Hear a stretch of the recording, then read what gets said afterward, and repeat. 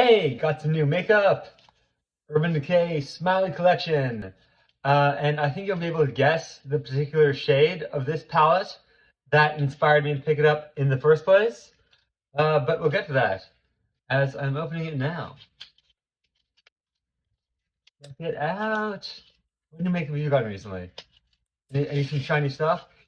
For some reason I've noticed like the trend for this year is a lot of like neutral tones, which I'm not really about. You know me. I'm about but this shiny stuff.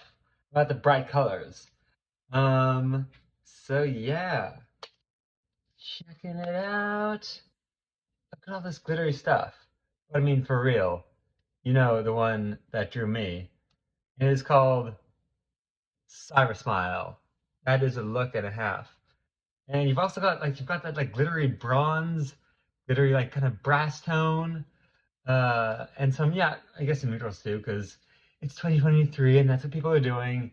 But I'm here for some glitter, and the Urban Decay Smiley Collection has a fair bit of that. So I'm about it. What about you?